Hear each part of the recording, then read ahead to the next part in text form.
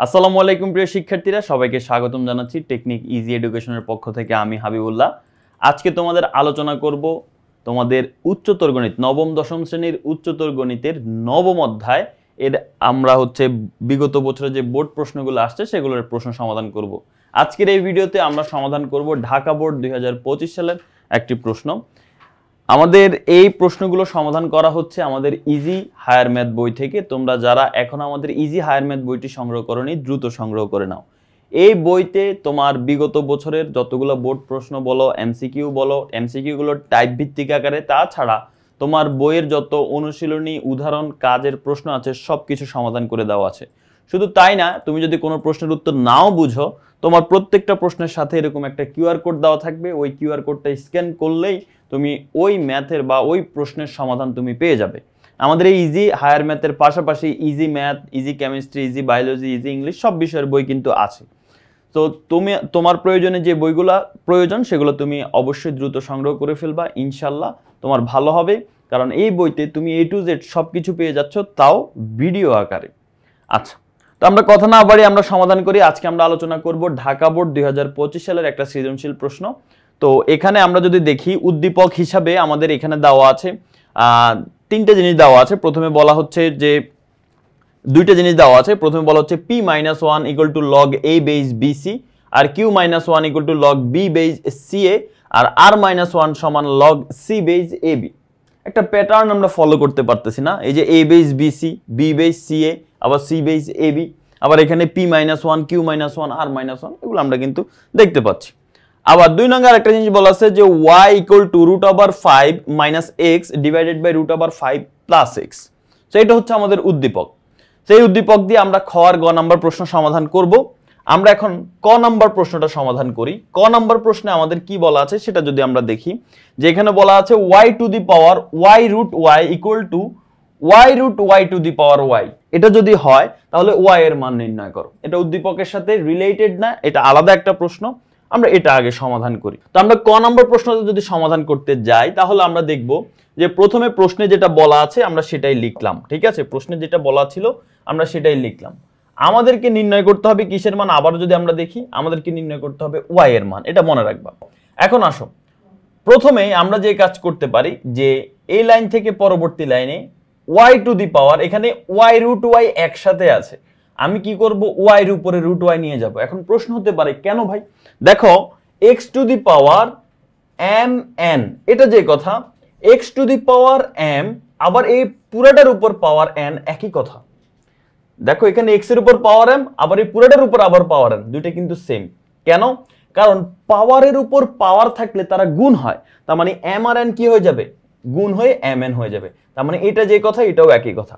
তাহলে এখানেও তো same, y two the power y, উপরে হচ্ছে √y ছিল। তো আমি এখন এই যে এখানে y two the power y√y, এটা যে কথা, এখন y এর উপরে √y যদি লিখি তাও একই কথা। পাওয়ারের উপরে পাওয়ার, তাদেরকে গুণ দিলে আবার এটাই হয়ে যায়, সমস্যা নাই। তার মানে আমরা এটাকে এভাবে লিখতে পারি। আচ্ছা, এবার আসো ডান পক্ষে আমরা যে কাজ করলাম, y এর জায়গায় y লিখলাম। এখানে y এর উপরে রুট আছে। দেখো, রুটকে যদি আমরা ভাঙাই পাওয়ার হয়ে যায় half, y two the power half. তার মানে এই যে দেখো, y এর উপর যে রুট আছে, রুটকে যদি আমরা ভাঙাই তাহলে পাওয়ার হয়ে যাবে হাফ, আর এখানে উপরে হচ্ছে y। আচ্ছা, এখন বাম পক্ষে যা আছে এটা ঠিকঠাক রাখলাম। এখানে দেখো, এই y এর উপরে পাওয়ার কিছু নাই, মানে 1 আছে, আর এই y এর উপরে পাওয়ার হচ্ছে হাফ আছে। তো আমরা জানি ভিত্তি যদি সমান হয় এবং তারা যদি গুণ আকারে থাকে তাহলে পাওয়ার যোগ হয়ে যায়। তাহলে এখন 1 এর সাথে হাফ কি হয়ে যাবে? যোগ হয়ে যাবে। এই যে দেখো, 1 প্লাস হাফ, এটা আমরা যোগ করে ফেলবো, উপরে পাওয়ার y এর জায়গায় y। এবার 1 প্লাস হাফ যদি আমরা যোগ করি, দেখো এটাকে লসাগু করলে 2 হয় লসাগু। এবার 2 একে 2 প্লাস এখানে 2 কে 2 দিয়ে ভাগ করলে 1, 1 এর সাথে এই 1 গুণ করলে হবে 1, মানে 3/2 হয়। তো এখানে এই 1 + 1/2 কে আমরা 3/2 লিখতে পারি, আর উপরে হচ্ছে কি? y। এবার আমরা যে কাজ করব সেটা হচ্ছে আমাদের বাম পক্ষে যেটা আছে সেটা ঠিকঠাক রাখবো। এখানে এই দুইটাকে এক্সচেঞ্জ করে দিব। 3/2 কে y এর জায়গায় নিয়ে যাব, আর y কে 3/2 এর জায়গায় নিয়ে আসব। এখন প্রশ্ন হতে পারে যে কেন আমরা এই কাজ করব? দেখো, এই কাজ আমরা এই জন্য করব কারণ আমাদের এই যে y কে যদি আমরা এখানে আনতে পারি, যে এই y কে যদি এই জায়গায়, যে এর পরের লাইনে দেখো y কে যদি এখানে আনতে পারি, তাহলে এখানের ভিত্তি যে রকম এখানের ভিত্তিও সেম রকম হয়ে যায়। তো সেম করার জন্য আমরা নিয়ে আসব।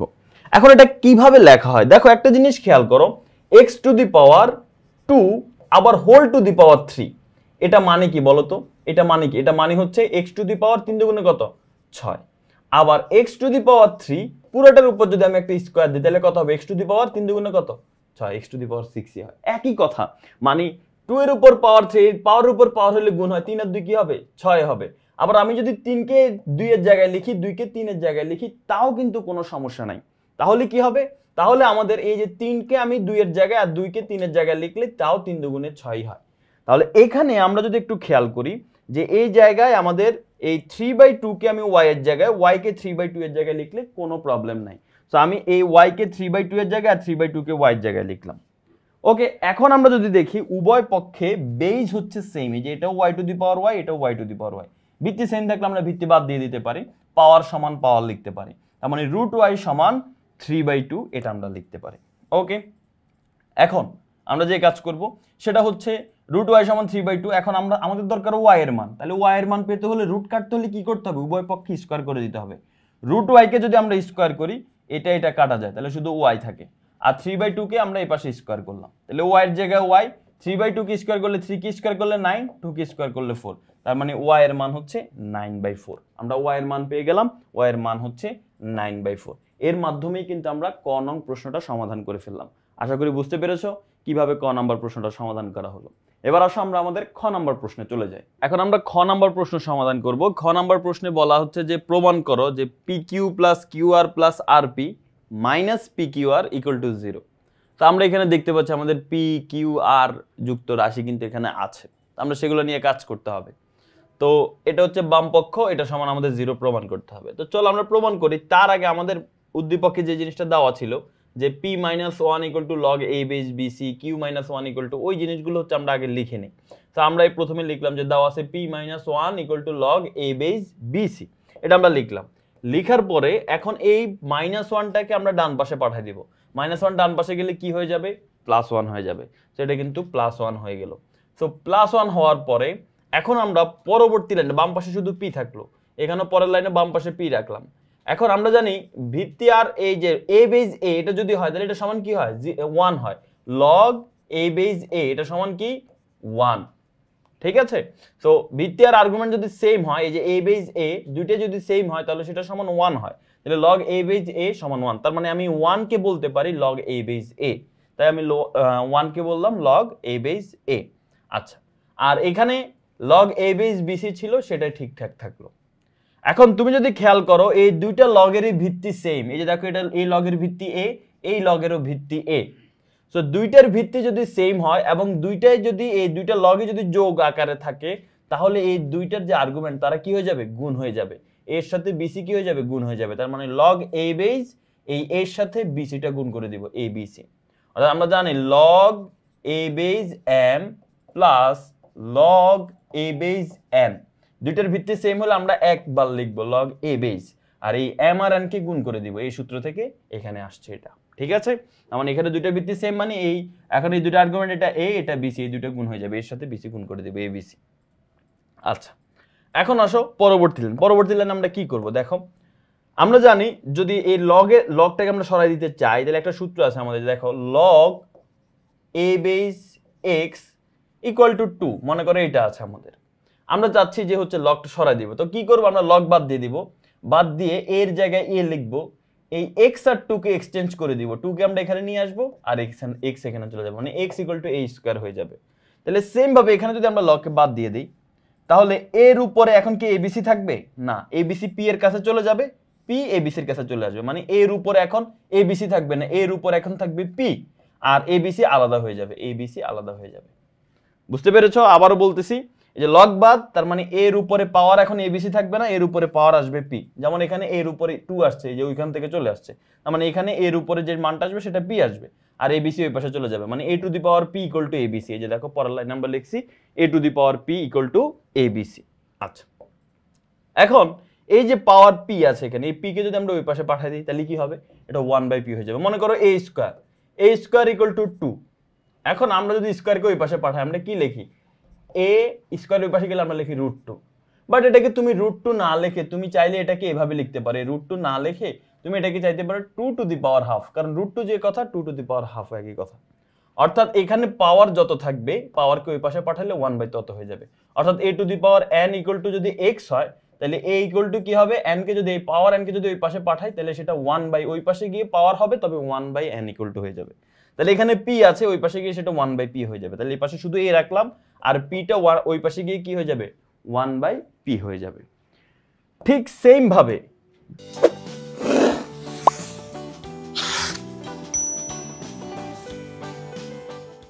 আমাদের যে কিউ এর মান দেওয়া ছিল, দেখো তো কিউ এর মান কি দেওয়া ছিল, Q minus 1 log B by C এ।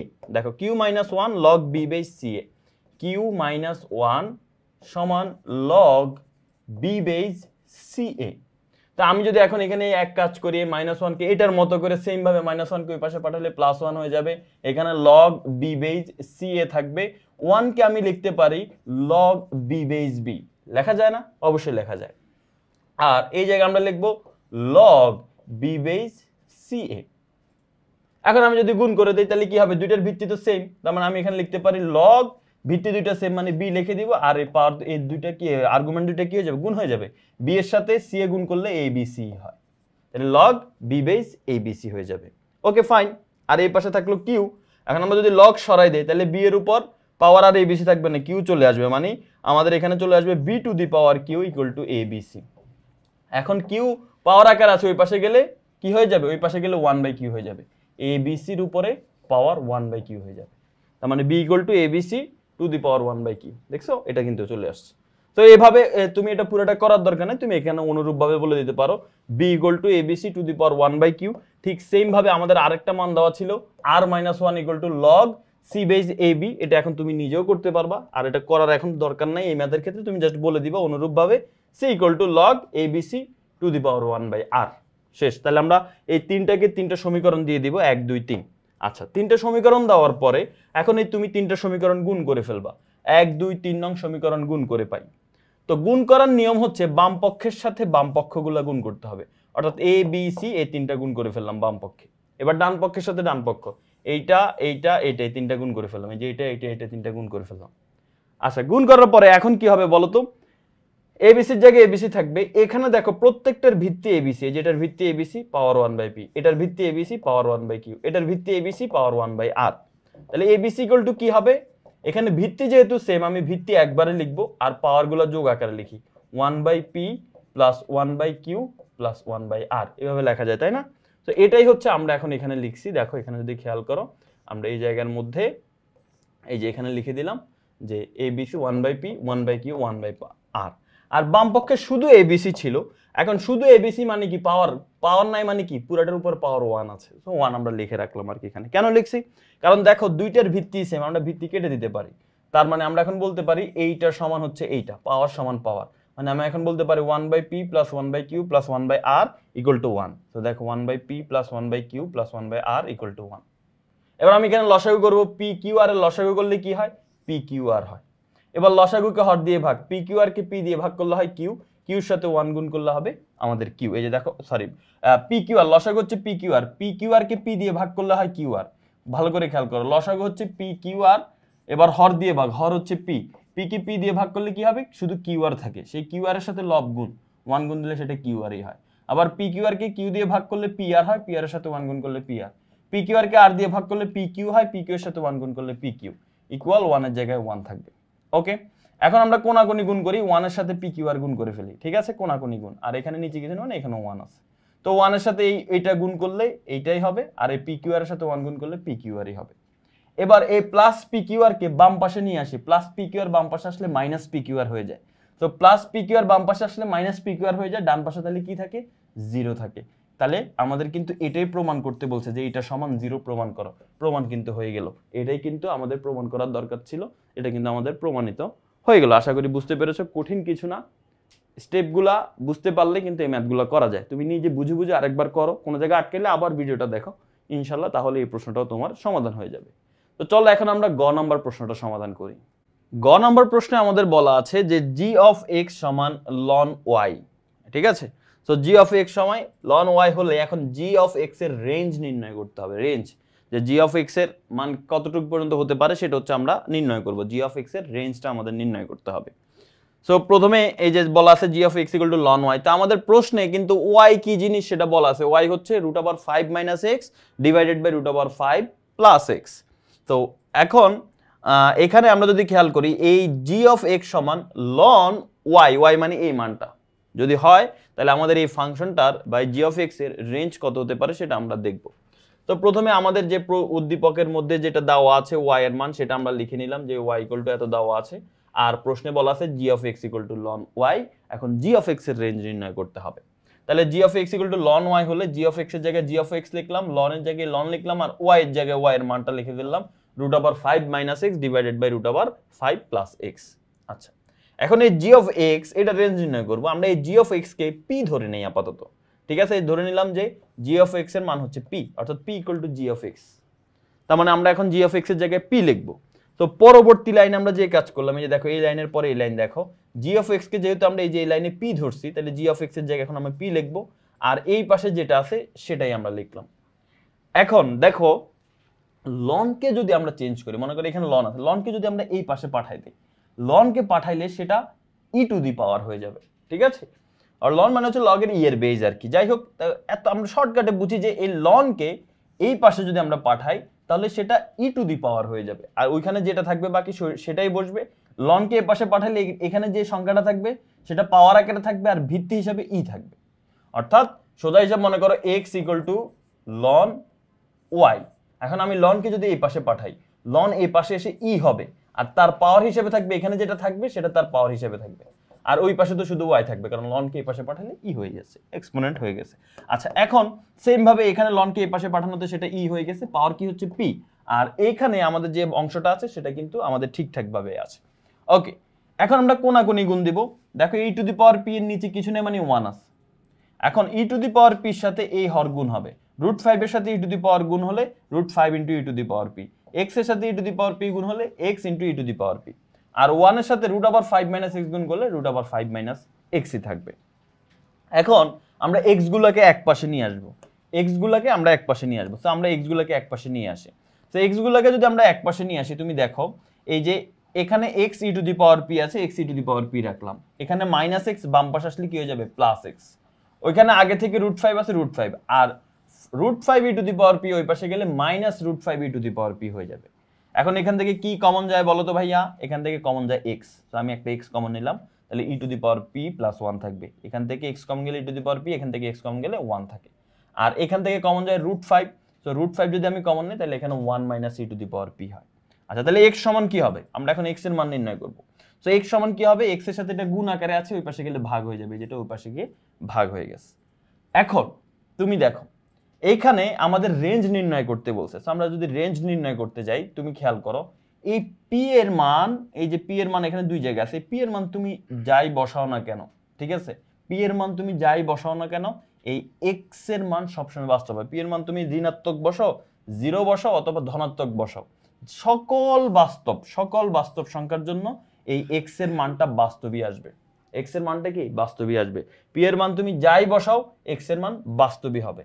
তার মানে এক্স এর মান যেহেতু পি এর মান তুমি যাই বসাও না কেন, পিটা কি মনে রাখো, পিটা কিন্তু আমাদের জি অফ এক্স।